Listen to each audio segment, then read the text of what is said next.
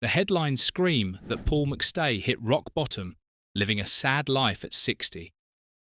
But the truth about Celtic's greatest midfielder will shock you. Far from the homeless figure, some claim, McStay has built an empire thousands of miles from Glasgow, proving that sometimes the greatest victories come after the final whistle. Paul Michael Lyons McStay was born on October 22, 1964, in Hamilton, Scotland. Football ran through his veins. His grandnephew connection to former Celtic captain and manager Jimmy McStay meant destiny was calling. But even destiny couldn't predict what happened when he was just 15 years old. At Wembley Stadium, the most famous football ground in the world, young McStay faced England as a Scotland schoolboy. He didn't just play, he dominated. 2 goals flew past the English keeper as Scotland won 5-4. McStay was named man of the match on live television. This wasn't just a good game. This was a star being born in front of millions. Celtic knew they had something special. In February 1981, they signed him. His senior debut came in January 1982 during a Scottish Cup match. 1 week later, he scored his first league goal against Aberdeen. The maestro had arrived. His teammates called him the Hat because he could pull magic out of nowhere when the team needed it most. Fans called him the Maestro for his exquisite command of the ball. Watching McStay play was like watching art in motion. He floated across the pitch with languid fluidity, moving like a ballet dancer.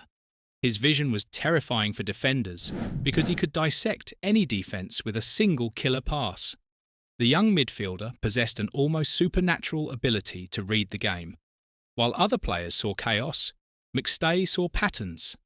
While others rushed their decisions, he took his time, always finding the perfect moment to release the ball. His spatial awareness was extraordinary. He could sense where teammates would be before they even knew it themselves. Before we dive deeper into his incredible journey, hit that subscribe button and drop a comment telling us what surprised you most about McStay's early career. Your engagement helps us bring you more untold football stories. The accolades came quickly. In the 1982-83 season, McStay won the SPFA Young Player of the Year award. But his finest hour arrived during Celtic's 1987-88 centenary season.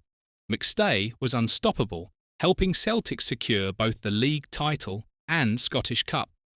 His performances earned him a remarkable double, winning both the Scottish Football Writers Association Player of the Year and SPFA Players Player of the Year awards.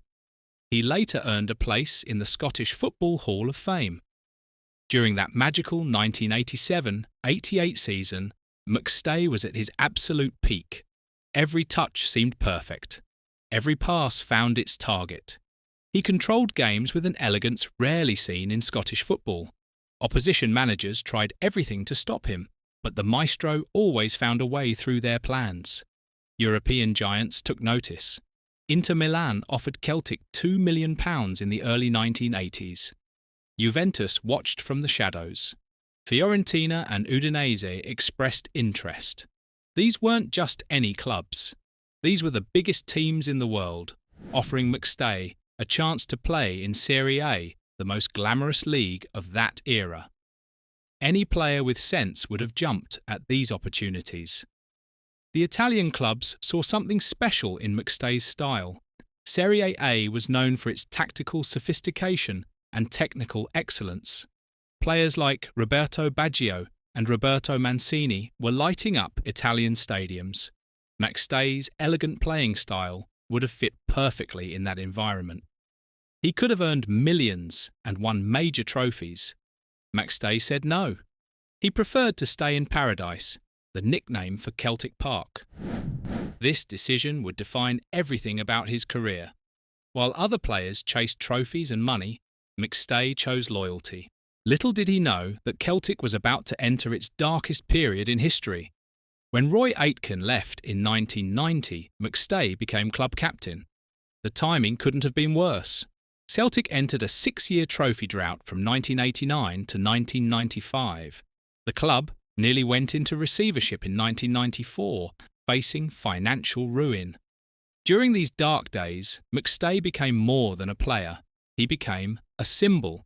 The financial crisis was severe. Celtic's board was a joke. The stadium was crumbling.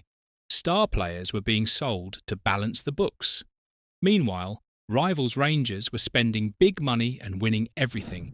Celtic fans watched their proud club become a laughingstock. Through it all, McStay remained. Fans called him the light in the darkness and the soul of the club during its darkest hour. While other talented players fled to successful teams, McStay remained. He carried a struggling team on his shoulders, game after game, season after season. His leadership wasn't about loud speeches. It was about quiet dignity and leading by example.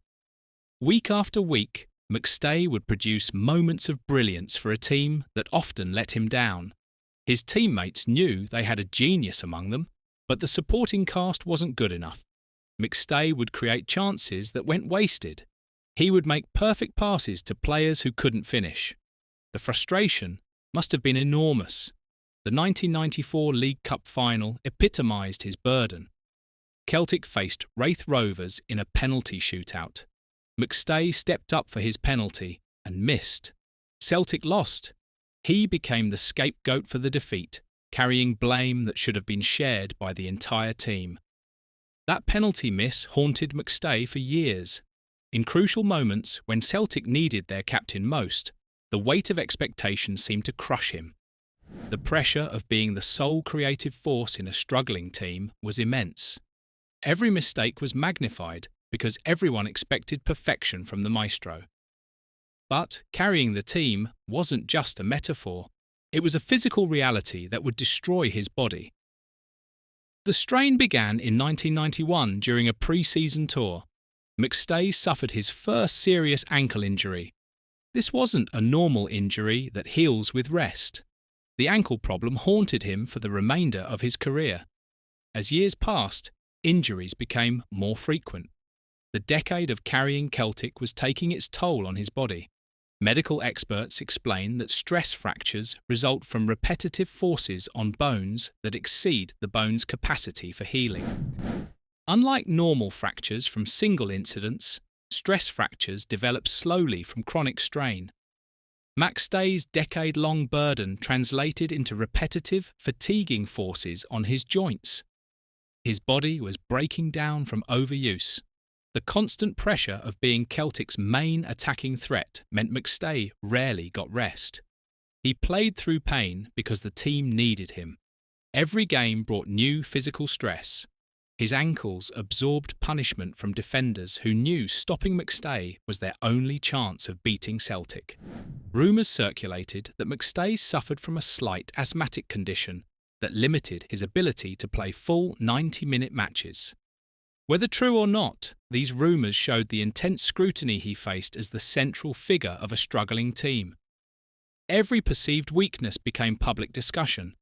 The inevitable end came when McStay was just 32 years old. Another stress fracture in his ankle forced the devastating decision. He could continue playing and risk permanent damage to his body, or retire and preserve his long-term health. With his family in mind, McStay chose retirement. The decision was heartbreaking. He spent a week knowing his career was over before making it public.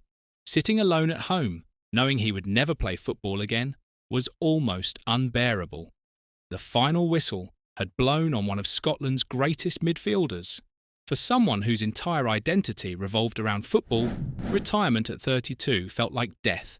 McStay had given everything to Celtic. His knees, his ankles, his peak years, all sacrificed for a club that struggled to give him the supporting cast he deserved. The emotional pain matched the physical agony. McStay's statistics tell an incredible story. During his 16 seasons at Celtic, he made 678 appearances in all competitions, placing him third on the club's all-time appearance list. He scored over 70 goals and won 3 league titles, 4 Scottish Cups and 1 League Cup.